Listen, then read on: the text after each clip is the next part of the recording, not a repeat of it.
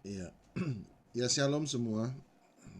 Eh, Mari kita lihat 2 Samuel pasal yang ke-23. 2 Samuel 23 ayat yang ke-13 sampai 17. Semoga bisa membantu Anda untuk memahami apa yang menjadi kerinduan Nita hari ini, dan terutama tentu saja untuk memahami apa yang menjadi kerinduan Tuhan kepada setiap kita. 2 Samuel 23 ayat 13 sampai ayat yang ke-17. 2 Samuel 23 ayat 13, sekali datanglah 3 orang dari ke-30 kepala mendapatkan Daud menjelang musim menuai dekat gua Adulam. Sedang sepasukan orang Filistin berkemah di lembah Refaim.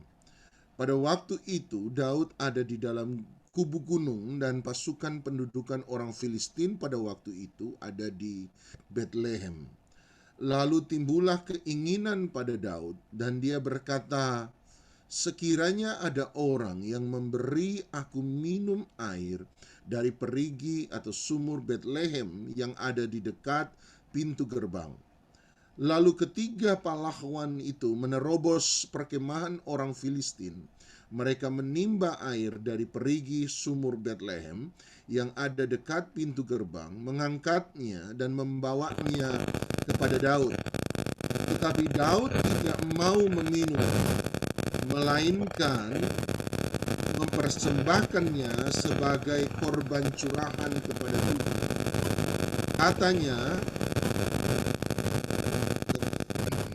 Katanya, jauhlah daripadaku ya Tuhan untuk berbuat demikian. Bukankah ini darah orang yang telah pergi dengan mempertaruhkan nyawanya dan tidak mau dia meminumnya? Itulah yang dilakukan oleh ketiga pahlawan itu. Sampai di situ saja. Satu kali kita memulai 2 Samuel 23 dengan 3 pahlawan terkuat Daud yang disebut sebagai Triwira. Dan ada satu kisah di mana 3 orang ini muncul dalam satu skenario bersama, di mana ketika Daud sementara melakukan peperangan, dan ketika sementara melakukan peperangan, Alkitab berkata Daud memiliki keinginan untuk meminum air dari sumur Bethlehem.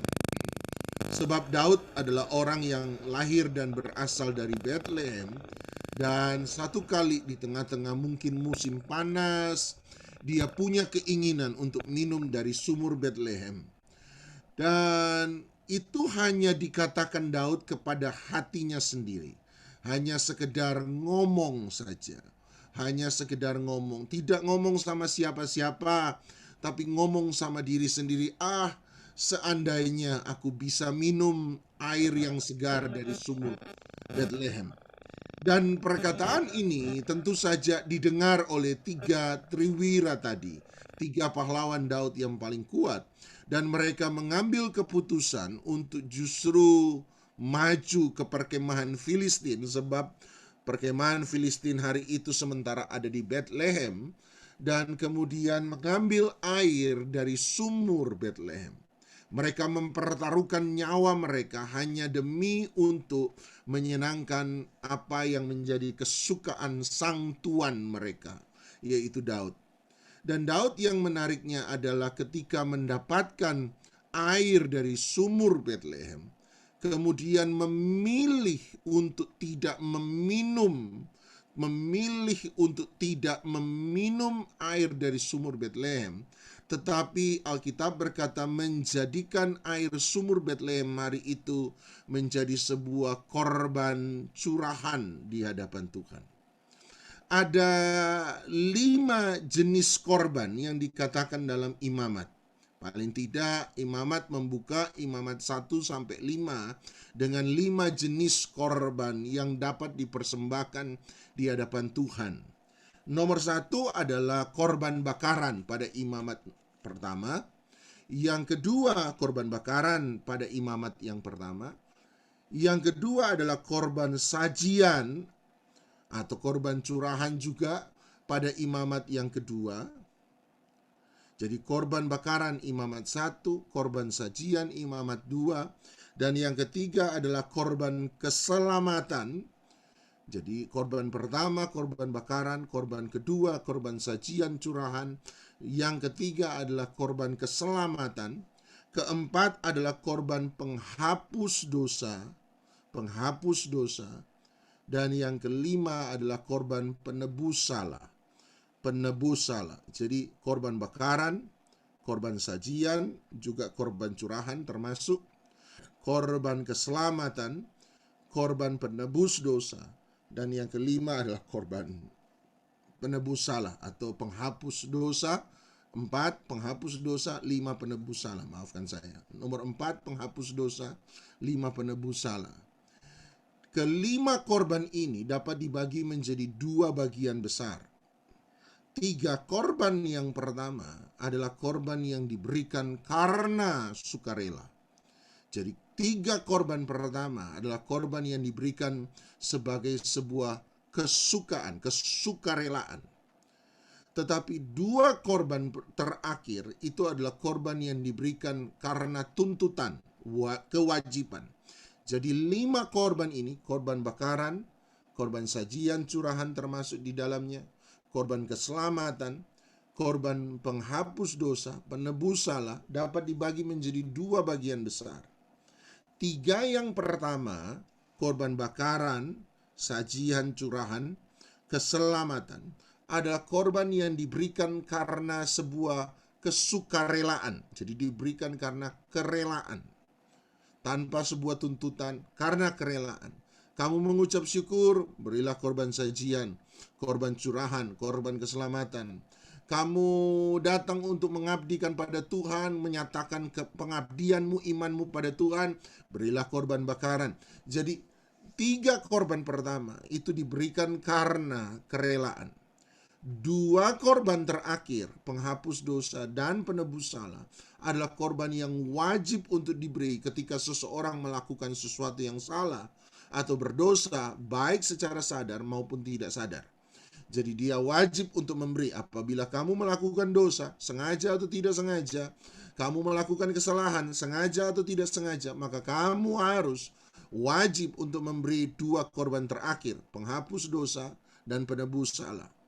Jadi 5 korban ini dapat dibagi menjadi 2 bagian besar. Korban yang diberikan karena kerelaan dan korban yang diberikan karena kewajiban. Daud ketika mendapatkan air Betlehem dari 3 orang tentaranya, Triwira, maka menariknya adalah Daud tidak memilih untuk minum, tetapi menjadikan apa yang berharga hari itu. Dia berkata, aku tidak pantas meminum air ini, bagian terakhir tadi yang kita baca, sebab ini mempertaruhkan nyawa dari orang-orangnya sendiri. Oleh sebab itu Daud kemudian memilih untuk tidak meminumnya dan menjadikannya sebagai korban curahan, korban yang diberikan karena sebuah kerelaan.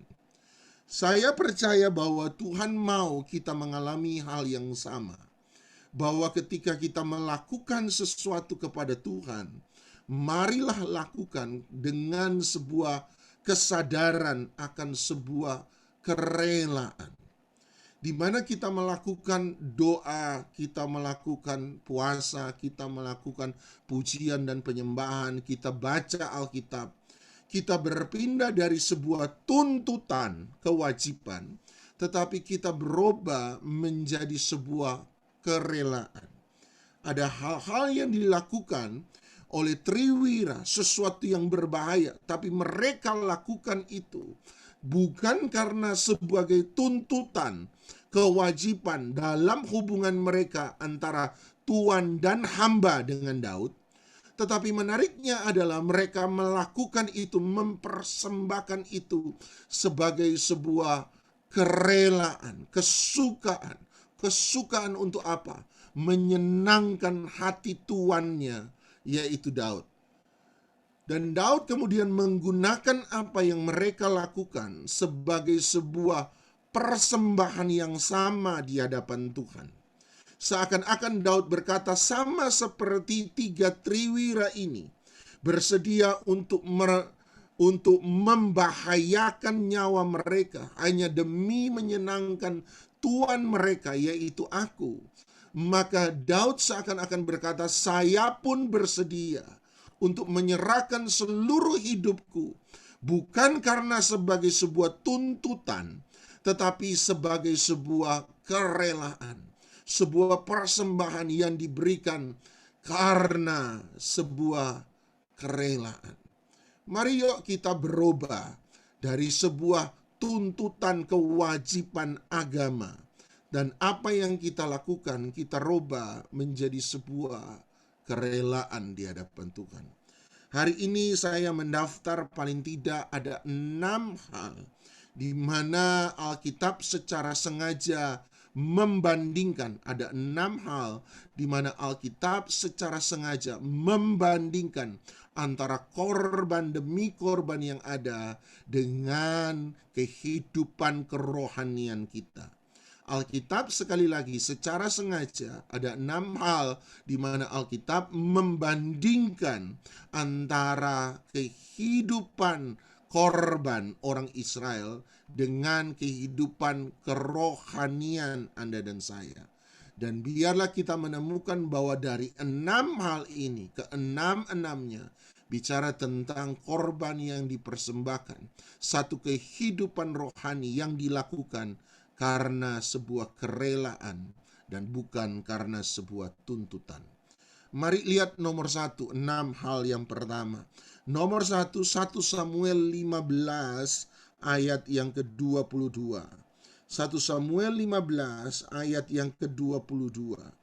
Hal pertama yang akan kita lihat adalah bagaimana Alkitab membandingkan antara korban dengan kehidupan rohani yang pertama, yaitu bicara soal dengar-dengaran, mendengar.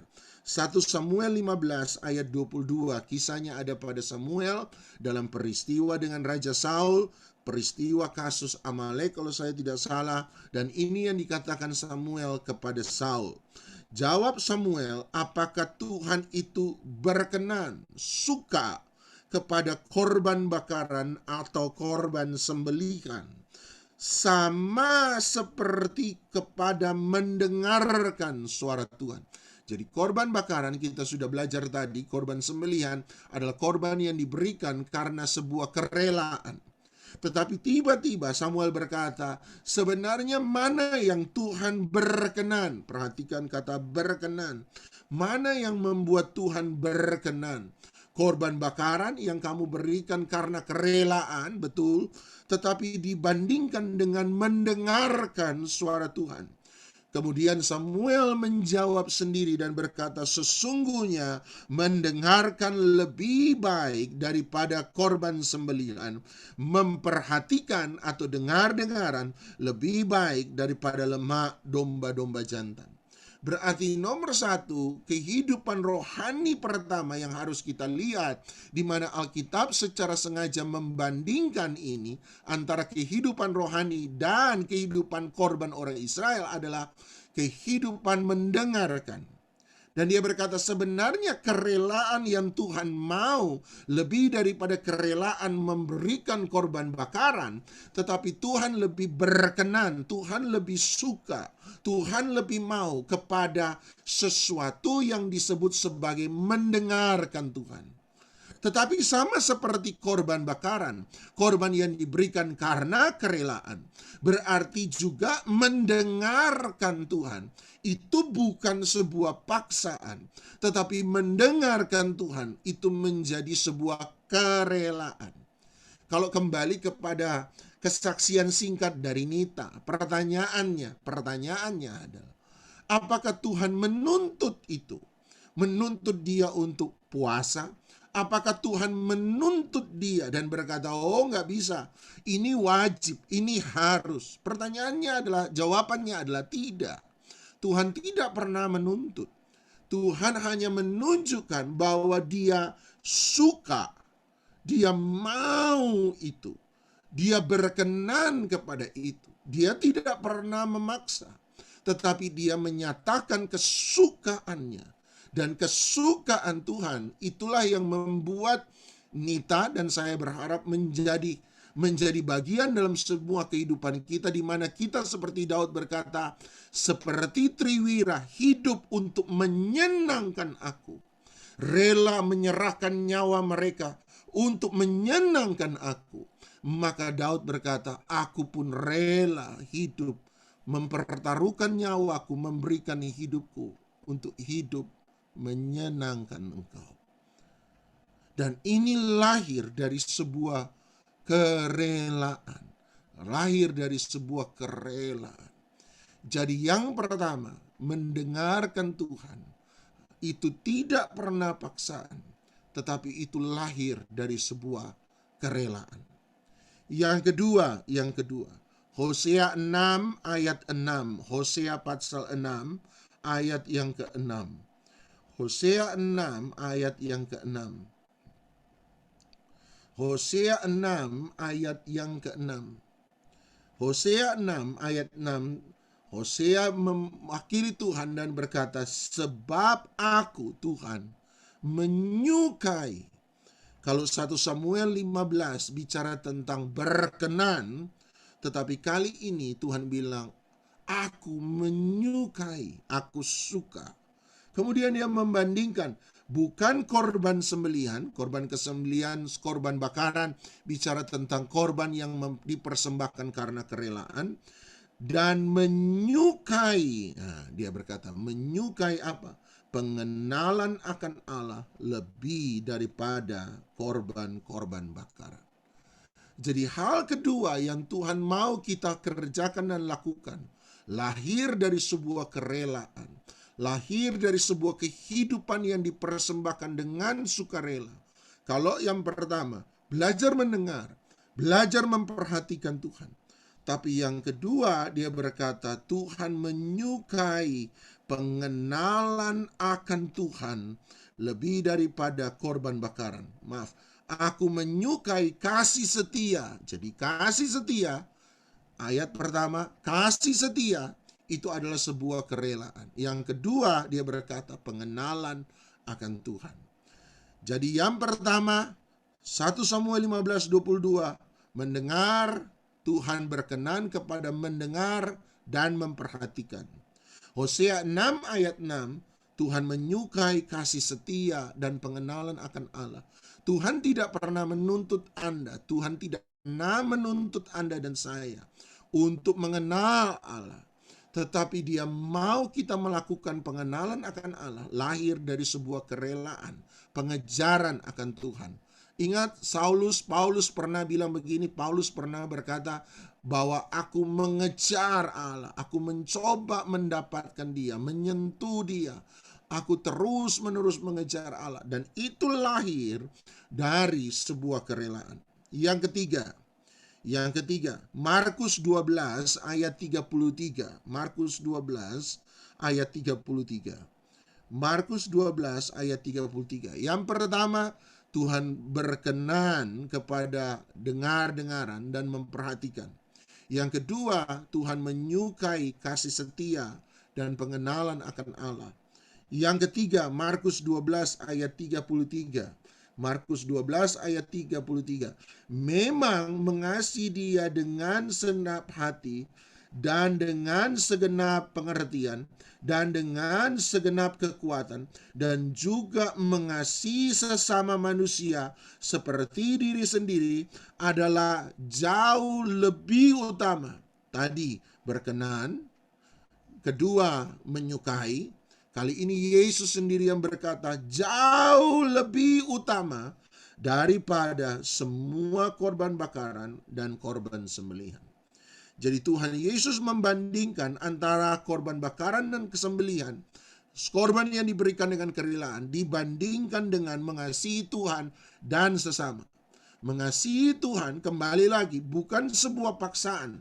Dia tidak pernah memaksa, tetapi dia mau kita melakukan itu karena sebuah kerelaan. Dan dalam kerelaan itu, bersediakah Anda seperti Daud mempersembahkan seluruh hidup Anda kepada Tuhan untuk mengasihi Tuhan dan sesama? Nomor satu, Alkitab secara langsung membandingkan antara mendengar dan memperhatikan dengan korban bakaran. Nomor 2, Alkitab secara langsung membandingkan antara kasih setia dan pengenalan akan Allah dengan korban bakaran. Nomor 3, Alkitab secara langsung membandingkan mengasihi Tuhan dan sesama dengan korban bakaran.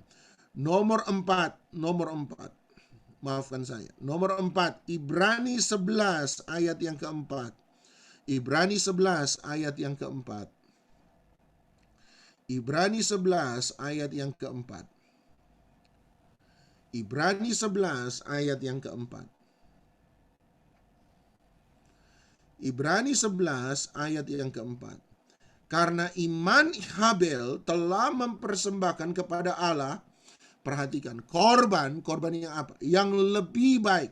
1 Samuel 15 berkenan. Hosea 6 ayat 6 Tuhan suka. Markus 12 ayat 33 sesuatu yang lebih utama. Tapi kali ini Ibrani 11 ayat 4 dia berkata yang lebih baik. Sebab Habel telah mempersembahkan kepada Allah korban yang lebih baik daripada korban Kain. Dengan jalan itu dia memperoleh kesaksian kepadanya bahwa dia benar karena Allah berkenan akan persembahannya itu. Dan karena iman dia masih berbicara sesudah dia mati. 1 Samuel 15 bicara soal dengar-dengaran harus dilakukan dengan sukarela. Yang kedua, Hosea 6 bicara tentang kasih setia pengenalan akan Allah harus dilakukan dengan sukarela. Markus 12 ayat 33 mengasihi Tuhan dan sesama harus dengan sukarela. Kali ini Ibrani 11 ayat 4 dia berkata mempersembahkan persembahan Habel. Apa itu persembahan Habel? Persembahan yang diberikan dengan iman. Apa itu iman? Iman adalah kesetiaan kita kepada Tuhan. Iman adalah hubungan kita dengan Tuhan. Iman adalah kepercayaan kita kepada Tuhan. Berarti iman pun bukan merupakan sebuah tuntutan dan kewajiban, tetapi iman biarlah lahir dari sebuah kerelaan. Iman lahir dari sebuah kerelaan. Iman lahir dari sebuah kerelaan. Dan yang terakhir Mazmur 40 ayat 7 sampai ayat yang ke-9. Mazmur 40 ayat 7 sampai ayat yang ke-9. Mazmur 40 ayat 7 sampai ayat yang ke-9. Mazmur 40 ayat yang ke-7 sampai ayat yang ke-9. Mazmur 40 ayat yang ke-7, engkau tidak berkenan kepada korban sembelihan dan korban sajian. Engkau tidak berkenan kepada korban sembelihan dan korban sajian. Korban sembelihan dan korban sajian tadi saya sudah berikan dari awal. Korban sembelihan dan korban sajian adalah korban yang diberikan karena perkenanan Tuhan, karena kerelaan. Dan tiba-tiba Tuhan berkata, aku tidak berkenan kepada korban sembelihan dan korban sajian. Korban yang diberikan karena kerelaan. Perhatikan terus dia berkata, tetapi engkau telah membuka telingaku. Korban bakaran dan korban penghapus dosa tidak engkau tuntut. Korban bakaran dan korban penghapus dosa tidak engkau tuntut. Korban penghapus dosa adalah korban yang diberikan karena kewajiban. Korban sajian diberikan karena kerelaan. Semoga Anda nangkap. Korban sajian diberikan karena kerelaan. Korban penebus dosa, penghapus dosa diberikan karena tuntutan, kewajiban. Tiba-tiba korban yang diberikan karena kerelaan, Tuhan bilang, aku tidak berkenan. Tiba-tiba korban yang kita harus berikan karena sebuah kewajiban, Tuhan berkata, aku tidak menuntut. Sebab dia berkata ayat 7, engkau tidak berkenan kepada korban yang diberikan dengan kerelaan, korban sajian. Kemudian bagian terakhir, ayat 7 bagian terakhir dia berkata, engkau tidak menuntut korban bakaran dan korban penghapus dosa. Korban penghapus dosa adalah korban yang diberikan karena tuntutan, karena kewajiban. Tiba-tiba Tuhan berkata, aku tidak menuntut. Kemudian dia terus, lalu aku berkata, sungguh aku datang, dalam gulungan kitab ada tertulis tentang aku. Ayat 9, ini yang dia kata, aku suka apa?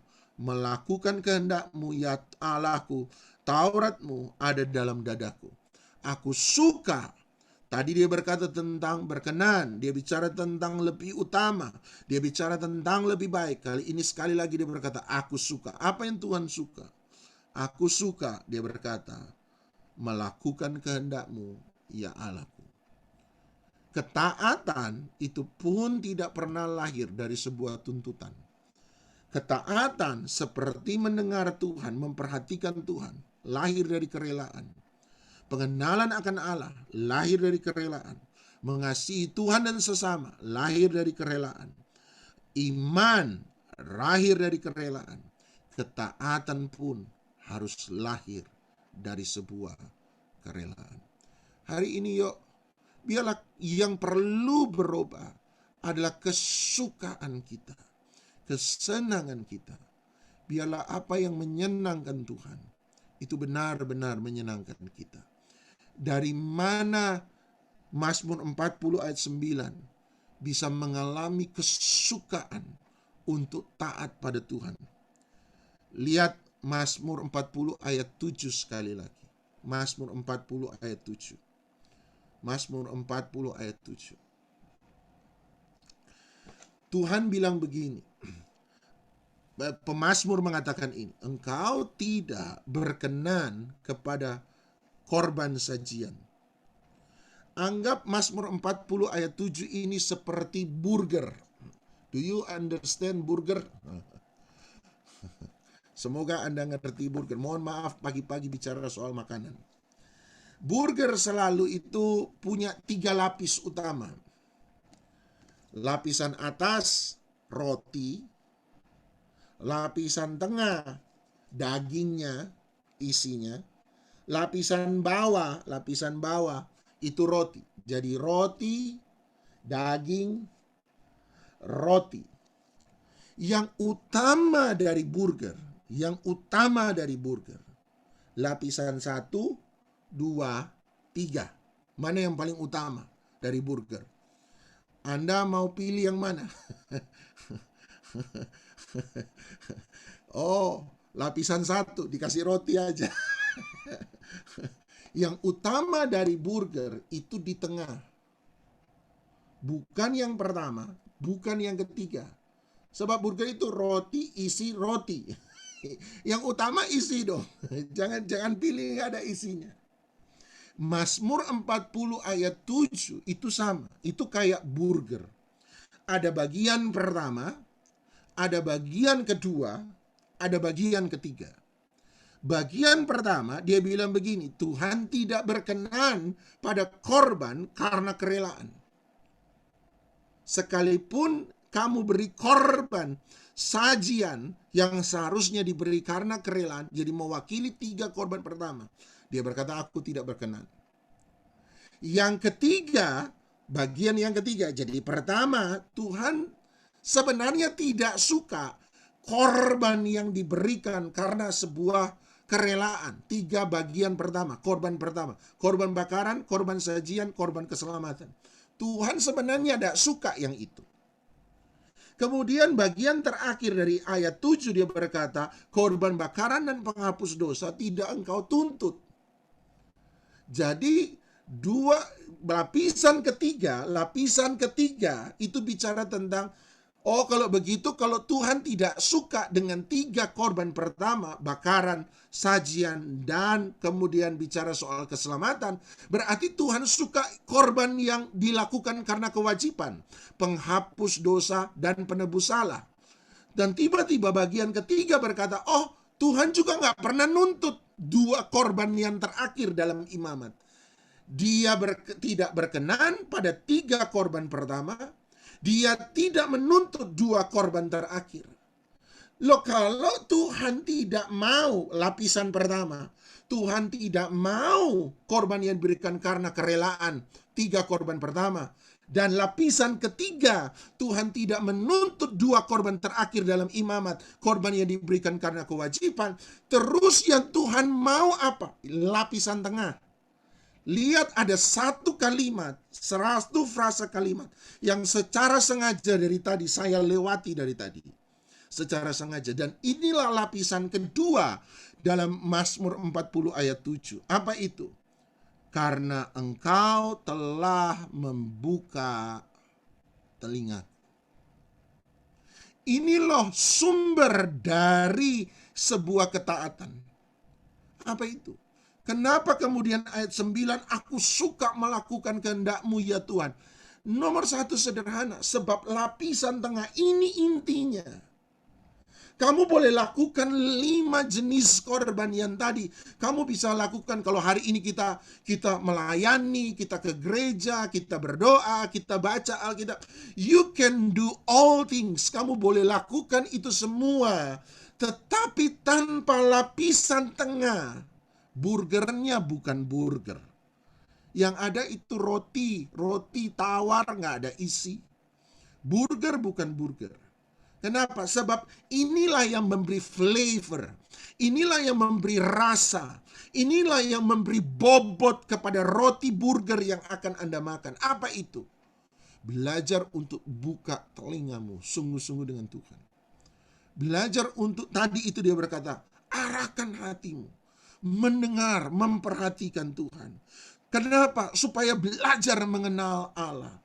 Supaya apa? Saya bisa mengasihi Tuhan dan sesama. Supaya apa? Supaya saya bisa punya iman yang kuat. Supaya apa? Saya bisa taat. Jadi kelima hal yang secara sengaja dibandingkan oleh Alkitab, 5 hal tadi, semuanya saling terkait dan bersumber pada satu hal, kerelaan untuk mengarahkan seluruh telinga kita kepada Tuhan. Kenapa? Sekali lagi, kenapa saya harus buka telinga? 1 Samuel 15 berkata, supaya kamu bisa mendengar dan memperhatikan Allah. Kenapa saya harus mendengar dan memperhatikan Allah? Supaya kamu bisa mengenal Allah.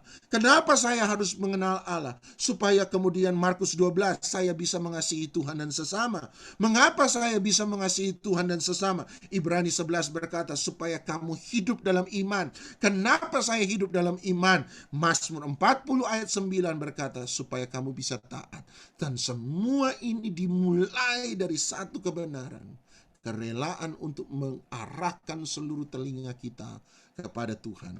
Hari ini mari sekali lagi buka telinga rohani Anda baik-baik. Ada istilah, jadilah Mickey Mouse telinga besar. Sebab belajar untuk mendengar dari Tuhan itu penting. Tapi bukan paksaan. Saya nggak maksa. Nita saya percaya juga nggak maksa, walaupun ada gregetnya pasti. Bu Ruth Yulia juga saya percaya nggak maksa.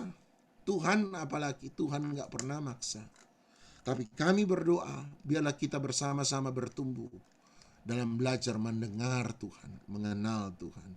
Persiapkan roti dan anggur Anda, mari kita datang pada Dia. Bapa dalam sorga, persekutuan dengan tubuh dan darah Kristus pun akan sia-sia kalau kami tidak pernah belajar membuka telinga kami, supaya kami bisa mendengar Engkau, memperhatikan Engkau, mengenal Engkau, mengasihi Tuhan dan sesama, hidup dalam iman, dan hidup dalam ketaatan. Tuhan, izinkan kami untuk mendengar dari Engkau, melihat dari Engkau. Dan seperti Triwira dalam cerita Daud, hidup hanya untuk menyenangkan Engkau. Kami pun mau hidup untuk menyenangkan Engkau. Kami bersedia menaruh hidup kami, nyawa kami, supaya kami bisa menyenangkan Tuhan yang kami sembah, yaitu Engkau, di dalam nama Tuhan Yesus Kristus. Angkat roti di tangan kanan Anda. Yesus pada perjamuan makan malam terakhir mengambil roti, memecah-mecahkan, mengucap berkat atasnya, dan berkata, inilah tubuhku yang telah diserahkan bagi kamu. Perbuatlah ini menjadi peringatan akan aku. Percayakah Anda bahwa roti yang telah dipecahkan ini bukan lagi roti biasa, melainkan persekutuan dengan tubuh Kristus? Amin. Mari kita terima dengan iman, kita makan bersama-sama di dalam nama Tuhan Yesus Kristus.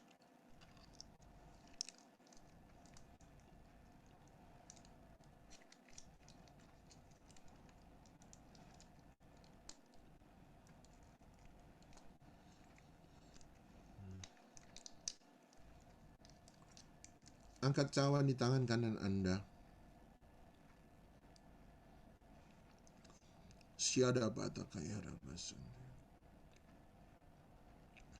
Yesus mengambil cawan anggur, mengucapkan syukur atasnya, dan berkata, inilah cawan perjanjian baru, darahku yang telah ditumpahkan bagi pengampunan dosa. Percayakah Anda bahwa ini bukan lagi cawan anggur biasa, tapi ini adalah persekutuan dengan darah Yesus? Amin. Mari kita terima dengan iman di dalam nama Tuhan Yesus Kristus.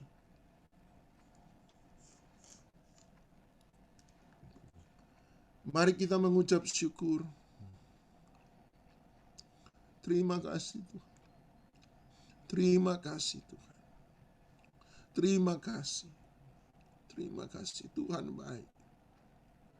Bapa kami dalam sorga, Tuhan, biarkan Engkau menjadi segala-galanya bagi kami. Firman-Mu berkata bahwa kemurahan-Mu lebih dari hidup. Kebaikan-kebaikan-Mu lebih daripada nilai kehidupan kami. Itu sebabnya we fall in love with you. Kami jatuh cinta kepadamu. It's all about you. Kembalikan kasih yang mula-mula. Engkau gak pernah mewajibkan, Engkau tidak pernah menuntut. Tetapi Engkau mengundang kami untuk masuk kembali kepada kasih yang sejati. Kasih di mana Engkau bukan hanya yang pertama, tetapi Engkau menjadi yang terutama dalam hidup kami. Amin. Di mana kami berani menyerahkan, mengorbankan, mengambil resiko hanya demi menyenangkan Engkau. Kami hidup for your smile, kami hidup untuk kesukaan-Mu. Sukacita-Mu, senyuman-Mu adalah upah terbesar bagi kami. Tuhan, hari ini biarlah kami mulai dengan sukarela. Untuk mungkin pada satu titik harus mulai menyeberang kepada perkemahan Filistin. Melakukan hal yang secara daging dan manusiawi kami tidak akan bernama. Tetapi ketika kami melakukan itu, biarlah kami melakukan karena kami mencintai Engkau. Kami mengasihi Engkau. Hanya demi untuk menyenangkan Engkau. Sebab kami tahu Engkaulah yang terbaik bagi kami. Engkau yang lebih dulu menyerahkan hidup-Mu bagi kami. Engkau yang lebih dulu memberikan nyawa-Mu bagi kami. Engkau yang lebih dulu meresikokan segala-galanya bagi kami. Tuhan, bekerjalah di tengah-tengah umat-Mu. Biar kembali lagi kami jatuh cinta kepadamu. Biar kami kembali lagi mencintai Engkau. Bukan cintanya dengan mulut, bukan cintanya dengan lagu, bukan cinta dengan khotbah, tapi cinta yang lahir dari hati yang terdalam. Pagi hari ini bungkus kami dengan cinta-Mu ya Bapa. Cinta yang memberi kami keberanian, cinta yang memberi kami pemulihan, cinta yang memberi kami ketenangan, cinta yang memberi kami kemenangan, cinta yang memberi kami kekuatan, cinta yang menyembuhkan, cinta yang menyembuhkan. Jamah setiap kami ya Tuhan, jamah setiap kami. Dalam nama Yesus jamah. Terima kasih, terima kasih. Terimalah segala berkat daripada Allah Bapa, cinta kasih sayang dan syafaat daripada Tuhan Yesus Kristus, persekutuan penghiburan, kekuatan, sukacita damai sejahtera daripada Roh Kudus, menyertai kita sekalian mulai daripada pagi hari ini, untuk keluarga Anda, masa depan Anda, pekerjaan Anda diberkati oleh Tuhan sampai selama-lamanya. Di dalam nama Tuhan Yesus Kristus, yang percaya dilawat diberkati Tuhan, sama-sama kita katakan amin, amin, amin. Tuhan memberkati.